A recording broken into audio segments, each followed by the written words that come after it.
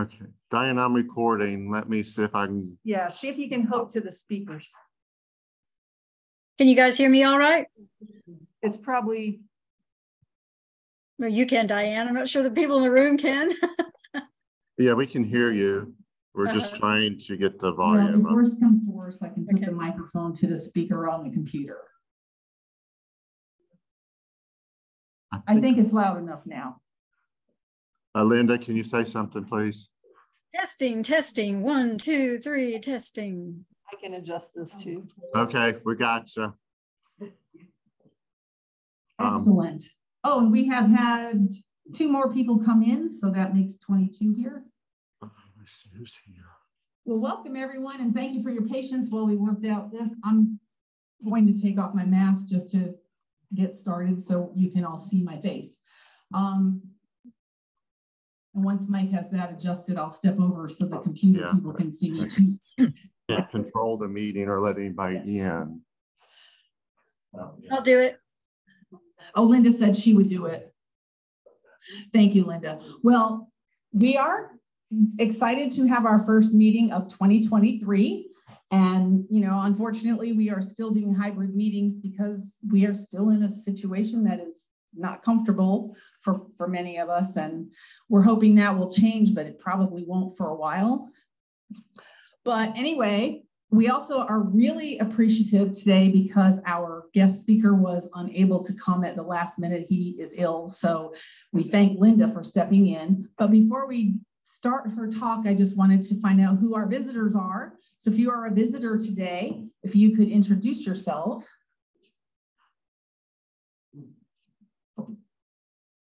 We did join. Oh, you're members too? But this is our first time here. Your first time here? Well, excellent. We have some members here, and you are? So I'm Sarah. Sarah? I joined mainly for my son, who is Kingsley, and he's Aboriginal paleontologist. Sarah and Kingsley. Yeah, and then Alexander. And Alexander. Excellent. Well, we welcome you to the first meeting, and we had planned to have our speaker live, but at the last minute, we had to make this switch. So I know Linda's going to do a great talk for us. And I'm going to introduce her now. Linda McCall is currently the vice president of the Fossil Club, but she has a lot of other credentials. She is a member of the Paleontological Society Council, and she's a research fellow at the University of Texas in Austin. And she has been past president of our club for 5 years between 2012 and 2017. And she's going to present a talk today called North Carolina Hunts Texas. And it's going to be about a trip that she led to Texas with many of our members. So I'm going to turn it over now to Linda to start her presentation. Hey, good afternoon, everybody. I'm sorry I'm not there in person, but we will get through this. When Terry contacted me yesterday with an emergency request for finding a presentation to give today, I had to dig way back in time. So anyway, I found this one that I thought would have all the requisite things that people would like to see in a presentation. And it's back from 2012. So, oh my Lord, that's like over a decade ago. And I swear to you that the people in this presentation do not look a day older today than they do in this presentation. I am so impressed. It's almost like there's been a time warp. So, all right, let's get started. What we did was we took a group of us from North Carolina and we took the trip 1,200 miles to Texas to see what we could find there, because I lived in Texas for 40 years before moving to North Carolina, so I knew a lot of places to hunt. We concentrated on the DFW area instead of wandering all over the state, because it is a rather large state. And the reason we picked the DFW area was because it's so geologically interesting, lots of different formations. In the DFW area, you can go anywhere from the Cretaceous to the Pennsylvanian, and there's actually nothing in between. And that's shown here on this diagram. If you guys can see my mouse, hopefully you can see my mouse.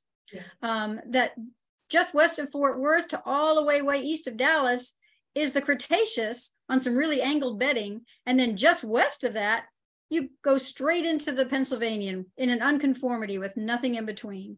So it's pretty interesting geology. So we're going to first look at the Cretaceous part of the DFW area, since that's what a lot of people hunt most frequently. And the areas that we concentrated on range from about 90 million years to down to about 105 million years in age and encompassed several different formations. Now, this is what the Texas area looked like during that time frame. And as you can see, everywhere we were going to go hunt was underwater, hence the marine component of the talk. So we were sort of concentrating mainly on the west of the Fort Worth area and west and north of Fort Worth, because that's the sites that I knew about. So that's where I took my folks. So our first day back in 2012, the first thing we did was actually go visit my friend Chris Sampson, because she was moving to Florida and she had a whole ton of fossils that she didn't want to take with her, literally a ton of fossils that she didn't want to take with her to Florida. So we went into her backyard and into her house and got to shop her extras that she wasn't going to take with her. And this was kind of fun because we got to hunt some fossils that we were not going to hunt those formations. For instance, all of these ammonites that are here on these tables, and then this pile of ammonites down here, are all from the Woodbine Formation, which was not a formation we were going to hunt. It's between 94 and 95 million years old. They're really cool because sometimes you can slice them, and sort of like those septarian geodes, sometimes they have crystals in the chambers. And that was kind of cool. We weren't going to get to hunt them, so we got to hunt them in Chris's backyard, and that was fun. As well as some of those large white Duck Creek ammonites, which we didn't know if we were going to find or not. So it was a lot of fun. So here we are shopping. And here's Chris tallying up what everybody was going to take home with them. And here we are all smiling and happy because we've just gotten a whole bunch of fossils already and we haven't even started our trip. So after being at Chris's house, we drove up to the North Tarrant site, which is the Pawpaw Formation. And the Pawpaw Formation is Cretaceous marine, and it's about 100 million years old. Pawpaw happens to be a really unusual kind of formation in that a lot of these fossils that are in it are really, really small. So we're not sure what the dwarfism is caused by, but they're all really, really tiny. And they include crustaceans, lots of tiny pyritized ammonites, some shark teeth, some vertebra, occasionally rare jellyfish impressions. So there's some really interesting stuff here. And this was the site that we went to. It had been an abandoned corner with houses and commercial buildings all around it, but it hadn't been built on for years and years and years. And so it just sat there eroding, and you could find all these little dwarf things, but you had to get really close to the ground and crawl around. James is showing the perfect style where he's just down on his belly using his knee pad as an elbow pad so he can get his face really close to the ground and find those little tiny fossils, which we all found tons of. So if you didn't have that kind of pad, you either needed knee pads or whatever, just some sort of way to get yourself way down close to the ground. And it really helped to have this little sorter box like Joy has here, because that helped you put your tiny little fossils someplace where you didn't lose them, like if you put them in a pocket or in a bag. Some more folks all crawling around. And I'm sure anybody driving by, well, I'm sure that they all had seen this many times before because a lot of people frequent the site. But I'm sure the newbies driving by would be looking, going, what in the world are these people doing? And why are they down on the ground? So here are some of the kinds of things that you could find at this site. So these are the tiny little pyritized ammonites, and they came in a variety of different styles. You could have your typical ammonite. You could have these open coiled ammonites. Very cool little guys. Lots and lots of different crustacean material. You got shrimp, you got crabs, you got brittle stars, you got poop. It was just lots and lots of fun. More tiny little carapaces, shark teeth, little shark vertebra, and a little variety of bivalves and gastropods. Almost all of them pyritized, except of course for the teeth. Having gotten tired of being on our hands and knees and crawling around, we decided to make for the north part of Fort Worth area up to Oliver Creek. This is the Goodland Formation, and it's Cretaceous marine, also about 100 million years old. And the Goodland is sort of famous for its Oxytropidoporous ammonites, which we all had to practice saying because it's hard to do. And that was like a test to see whether or not you were good enough to hunt this stuff. As you could say, Oxytropidosauros. Along with many other formations in the Cretaceous in Texas, it's basically a white fossiliferous limestone. And interbedded in between this were some sort of clay bedding, and you could find some really cool stuff. So we met up with Roger Farish, who's a Dallas Fossil Club member of great repute. He's written a book on shark teeth that's well renowned. And Roger met with us.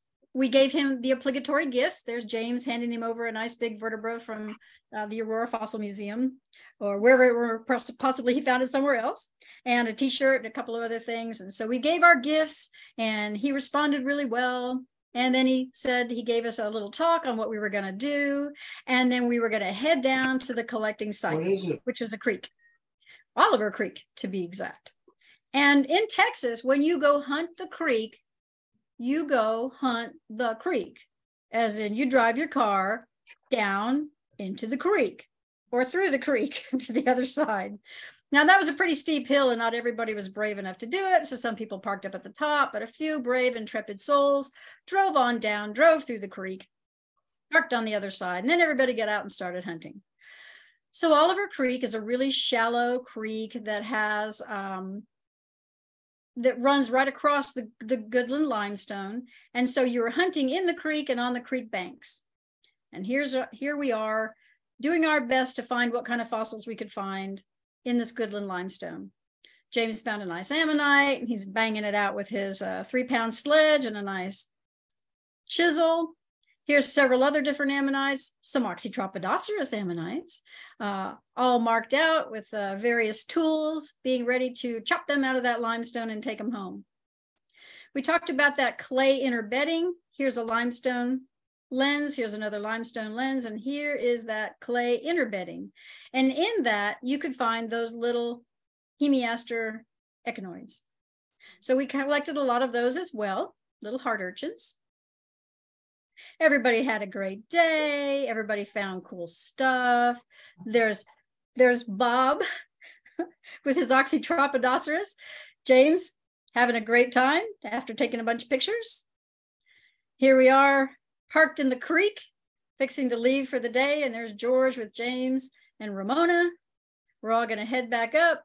Hope we can climb our cars out of the creek and go to dinner. So we went to dinner at a very cool little place that had, wait for it, an Elvis impersonator singing during dinner. And Joy was enamored and had to get her picture taken with the Elvis singer.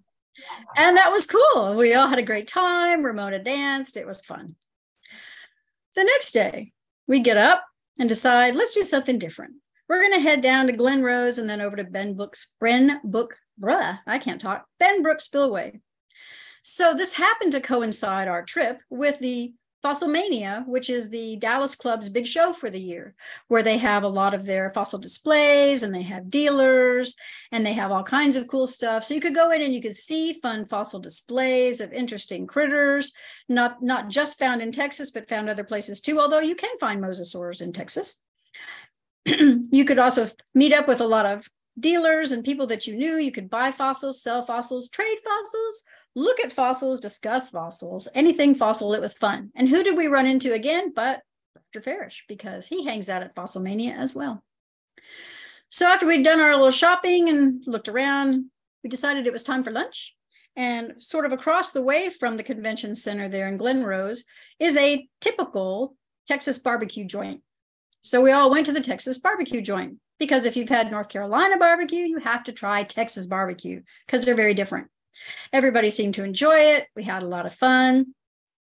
As usual, these places are garishly decorated with lighting and crazy stuff. And why they have a saguaro cactus in Texas, I don't know, because they don't go there. But they do have longhorn cattle, and so that was appropriate. And then there's our group picture after we had our lunch. And then as we left the building, of course, everywhere in Texas you go, there are fossils. That includes parking lots, driveways, any place that they've scraped the dirt off of. So everybody had to sit down and start picking up the fossils that were in the parking lot. Moving on, we decided it was time to go down the road a little bit to the place that has the dinosaur tracks, the Dinosaur Valley area. They have a giant Brontosaurus, which we all know doesn't exist anymore, with his tail dragging on the ground. They probably broke his spine in several places to make him do that. But okay, he was still cool to look at. Inside the gift shop, we got a lot of good advice from the gals behind the counter. I'm sure you guys all remember that. I won't go into detail. And here's and it got cool. It got cool, actually. It was October, and it did actually get kind of cool. So we all had to bundle up to go look at our dinosaur tracks. They had a nice plaque, which showed you kind of what you were looking for and looking at, and what kind of dinosaurs made what kind of tracks. And then we all got to rock hop across the creek to the other side where the tracks were. Follow the sign. You can already see a couple of tracks there down in the ground. And some of these tracks are very, very well defined. So there are theropod tracks of various sizes and types. These right here down in the lower right-hand corner are future fossil tracks made by the local raccoon, which I'm sure will fossilize and eventually be seen millions of years from now as fossil tracks.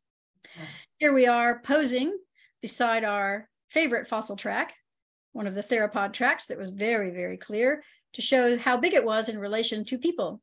And I would not want to meet the animal that made that alive, walking on two legs with large teeth. So here we are looking at some more of the bedding planes with some more of the tracks. And here are some sauropod tracks. As you can see, some sauropod walking walk, walk, walk, walk, walk, walk down the creek. There were also some very giant acorns there, which were very cool. So we put a collection of them down there. I think Joy did, and put the dime down so we could all take pictures of these awesome giant acorns.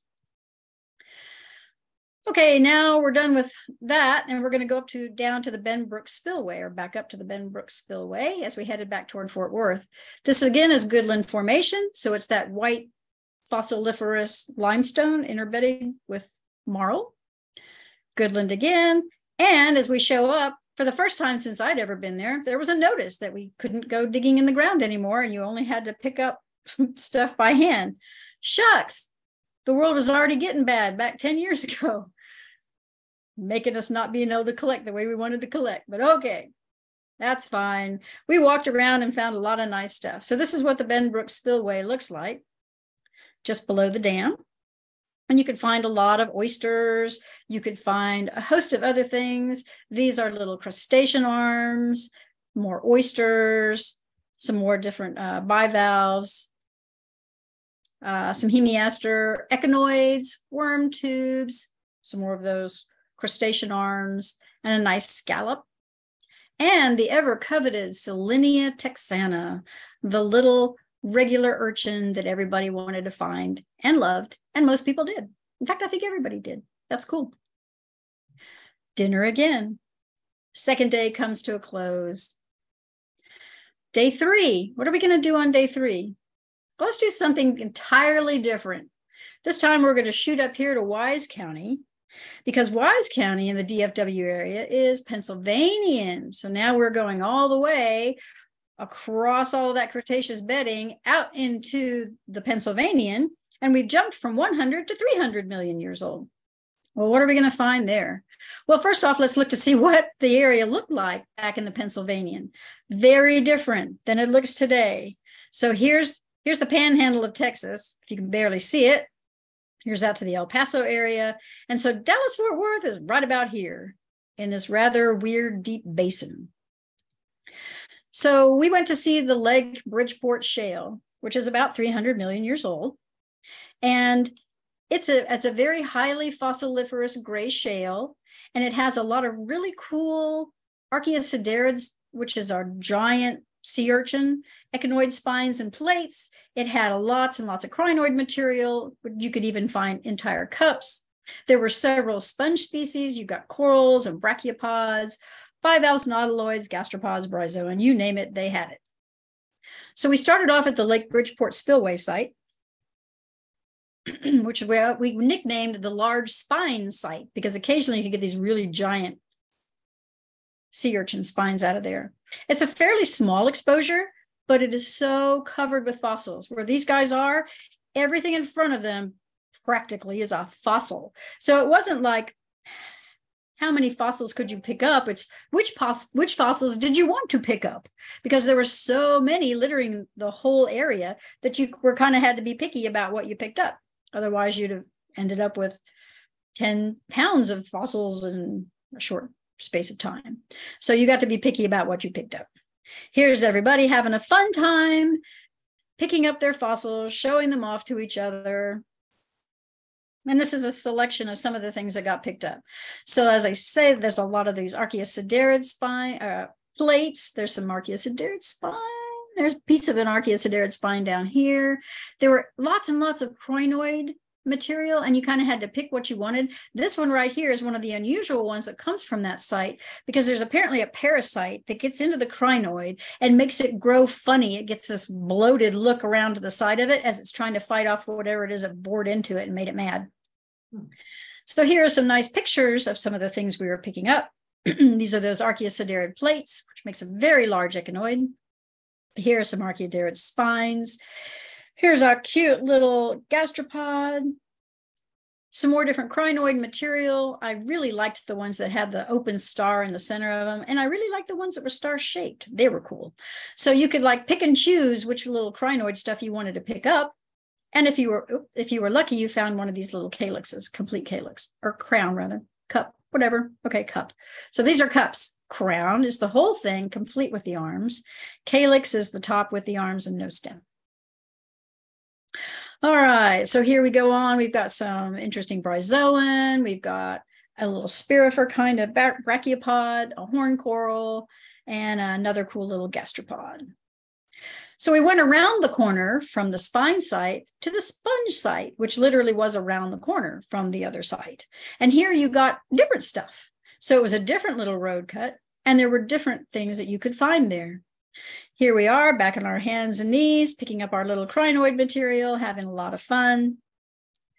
And then what should happen? But we all got arrested. And that's because James Bain knows everyone everywhere. So this policeman stops by, actually he was a state trooper, stopped by and was asking us what we do, and looks over and sees James Bain and goes, "Oh my God, like I know you." So anyway, James Bain apparently knows everybody in the world, because how could he know the state trooper that would stop by in Bridgeport, Texas? I don't know, but he did. So here are some of the things that we got from the round sponge site, which were a bunch of round sponges, as down here in the right-hand corner, as well as an interesting crinoid cup calyx of some sort, which we still don't even know what that is.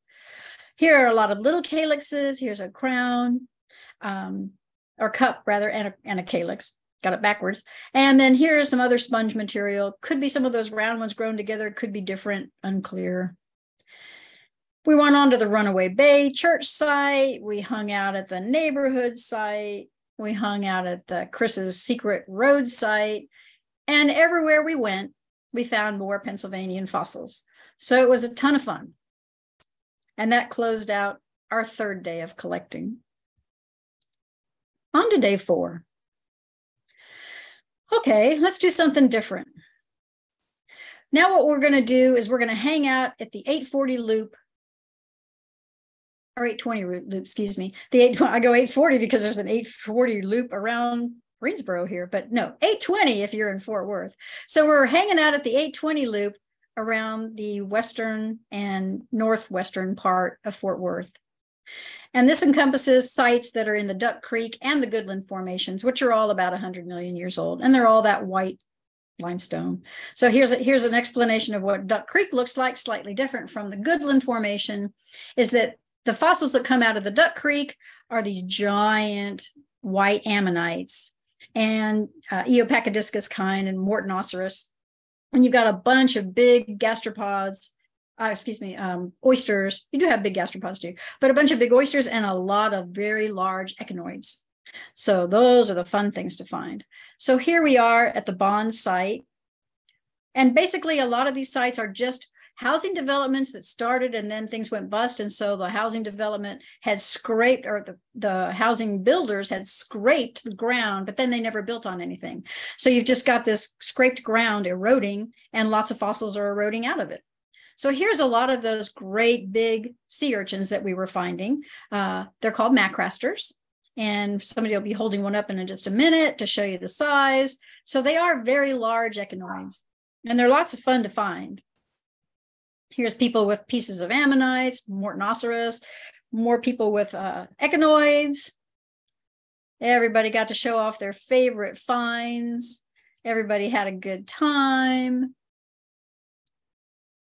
More folks with good times. And then we moved on to this is still the Bond site. And then we moved on to the Piedra site, which is the same thing. It's more housing development, scrape the ground. Because there's not as much rain in Texas as there is in North Carolina, it doesn't get covered with grass and stuff right away. So the ground gets time to, the limestone gets time to weather, and fossils pop out. Again, lots of those macrasters. Everybody was happy. Everybody found them. Joy got a big one. It was cool. Moved on to the Quebec site, which is also Goodland. This is a large commercial site that had been having commercial buildings built on it, and then they got abandoned, and so it was sitting out there and weathering. And this site actually, well, a lot of these sites still exist, even a decade later. Some of them have been built on now, but some haven't. This one has not been built completely. There are still areas here you can collect. So here we are finding more cool ammonites and things like that. And a local drives up to do some collecting. And what does his license plate say? But, oh, fossil, or something like that. So it was pretty cool. So everybody in Texas, those are fossils. So then we moved on to the White Settlement site, which was a very large, gonna be a housing development that didn't happen site that had lots of different levels, and you could find lots and lots of different fossils there. A lot of this is still open as well, although some of it has finally been built on. And you could wander around picking up all kinds of cool things and find lots and lots of interesting ammonites, echinoids, crustacean stuff. Sometimes you had to dig a little bit for it. This is a very dedicated person digging this one out, because I wouldn't have gone to all that trouble, because you can find them other places, but okay. That's a large ammonite, so it's worth it. There you go, a big old Oxytropodoceros. And here's some close-ups of some more of those things that you can find. Same typical things that we found at the Benbrook Spillway. It's just a different site to find them. And of course, the coveted Salinia texana. On to day 5. I'm sure we had dinner that night, but I didn't write it down. So on to day 5. On day 5, we're going to do something even different. And we're going to head way up to the northeast part of the Dallas-Fort Worth area, to Sherman area. And this is up by Lake Texoma. So here we're going to hunt the Eagle Ford, the Pawpaw, and the Duck Creek formations, which is going to range from the 10 million years between 90 and 100 million years old. So, as I said, Eagle Ford, Duck Creek, Pawpaw. Here we met up with our guide for the day, which was Ed Swiatovi. And we, of course, handed across our gifts, for which he was extremely grateful. I think we also gave him a bucket of fossiliferous stuff from Aurora that had all the teeth in it. And he's going to take us to Russwood and down to Post Oak Creek on day 5. So the first place we went was Russwood, which encompasses a lot of different formations as you hike down the side of the lake. So here he's pointing us on our way. Here, just follow the shoreline around and find what you find. And lots of stuff was there. So as we wandered our way around, wandering through these various formations, we found a lot of cool stuff. You got macrasters again. You got chunks of large siderids. Here's more chunks of siderid. This is a nice cleaned up macraster. Here's some holasters, a different kind of echinoid that comes from there. And then this from the Pawpaw Formation are a lot of like pinna shells that they were in kind of a red matrix, and they still had their nacre. So they were iridescent and kind of sparkled, and it was pretty cool. And then we have your razor clams, you've got little ammonites, lots of scallop material. And then, of course, from the Pawpaw, you get the coveted jellyfish impressions. So that made that trip pretty fun. Ramona and Joy had to hold that tree up. It was tired and leaning over, but they did an excellent job of keeping that tree up. And then on we went from Rustwood down to Post Oak Creek. Now, Post Oak Creek was probably going to be one of the most fun and familiar places to our North Carolina folks. It's Cretaceous, 90 million years old, and it's going to be very reminiscent. Okay, well, I'll talk a little bit about Eagle Ford. So Eagle Ford Formation in Texas produces really high quality fossils. So you get ammonites that still have the original mother of pearl on them. You can get a whole ton of variety of shark teeth, including the Tychodus, which is that crusher shark. And he uses his big crusher teeth to crunch up shells of probably multiple things, probably bivalves and who knows what else. And there you can also get a lot of marine vertebrate skeleton stuff out of the Eagle Ford. So you can get plesiosaur and mosasaur, and occasionally you can get dinosaur material. So here's our group going into Post Oak Creek, which is going to be really familiar to us because it's going to remind us a whole bunch of GMR, Greens Mill Run, because it's basically the same kind of thing and you're doing the same kind of thing. So you're hunting gravel bars for loose shark teeth sitting on top. And then you're also doing a lot of the sifting with your screens. So you're screen sifting, shaking the stuff through the screens and looking for the shark teeth. Very similar to what you do at GMR. And you come up with really cool stuff. So you come up with these interesting Tychodus crusher teeth, as you see up here, and then just regular shark teeth, Cretaceous in age, down below. You have to be careful because sometimes the frogs are very well camouflaged, almost got stepped on, barely saw the green part, but he survived. I didn't manage to step on him. I took his picture instead. And after a nice several hours of doing that, we're all tired, want a little bit of a break. And so we went to, I don't think it was Ed's house. I don't remember whose house we went to, but we went to somebody's house and they showed us some of their collection. So there was lots and lots of shark teeth of various kinds that could be found in this creek. And protolamnas, and then you have other cool Scaphorhynchus sharks that look really weird. Squalicorax, we can find a lot of these in our Cretaceous deposits here in North Carolina.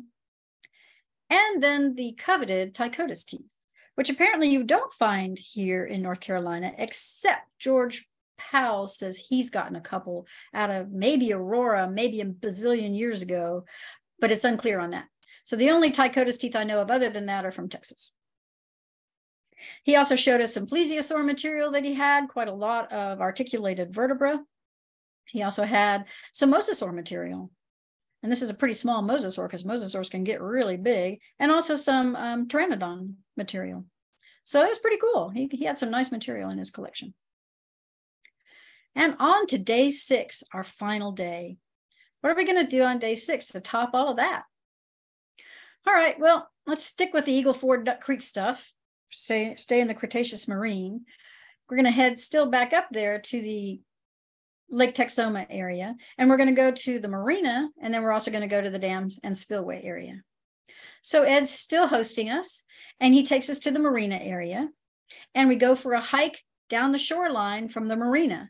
And so although it's all the same stuff, sort of age-wise, you do get different fossils depending on where you are when you're wandering around the perimeter of the lake. So here we are finding some more macrasters, but we find different types of ammonites and a few different types of echinoids because we found some holasters from this area. So here's some more macrasters. As you find them, you just find them mixed in with the rest of the limestone rubble at the edge of the water, which is really cool. And a lot of people hunt this too. So it's nice that you could still find stuff. And here we are at the end of the day showing, or not the end of the day, but the end of that site, showing off our spoils of war to each other, showing off our cool stuff. And then we're headed for the dam and the spillway, otherwise known as the dam site. But okay, moving on. So here we all go walking off, and they so look like a regiment of soldiers or something going off to war, all packed together like they were in formation, that I had to take that picture. It was fun. Off we go, and now we're hunting the shoreline.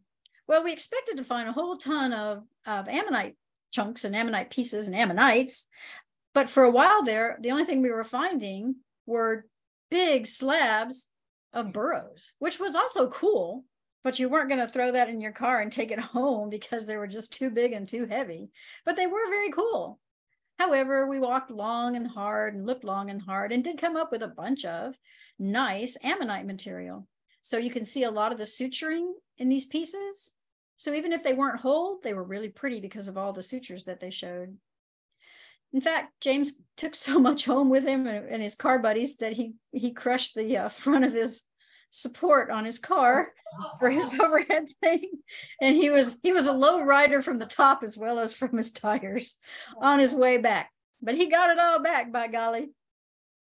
And there they are with that poor car kind of loaded down. It's no longer clearing the roof of the car. I'm hoping it didn't do any damage when they went over bumps. But all right, there's everybody done for the day. And here we are driving across the dam to the other side because Texas is on the left and Oklahoma is on the right. And if you're that close, come on, you got to go across the bridge and go into the other state because you have to go to Oklahoma and eat at Wendy's Catfish if you ever get out that way, because that is the best catfish ever. And so we went across and had our Wendy's Catfish. And it was a perfect ending to a perfect trip. And that's the end of my story. So, any questions?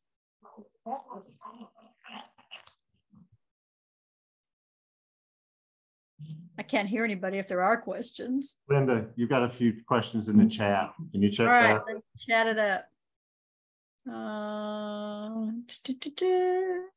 Graffiti oysters in the background. I think we have. Okay. I don't think I see any questions. I got oh joy. Go Do you Joy. have any questions here? I would like to hear about James' association with the police officer. James, tell us all. The nice young officer came up and wondered what we were doing, and we told him. Oh, is that all you would say? Wonderful. Okay. Well, Linda, we do so appreciate your stepping in to give us this entertaining talk. We are going to take a 5-minute break so that if anyone needs a restroom break, you're welcome to do that. Or if you, I'm going to go ahead and say, if you want to grab some snacks in the back really quickly and eat them while we have the business meeting, you're welcome to do that. Otherwise, you can wait till the end and get some snacks while we're doing door, and we'll do door prizes at the end. So 5-minute break. So we will be back at 3, let's see, no, what does my watch say? We'll be back at 2:21.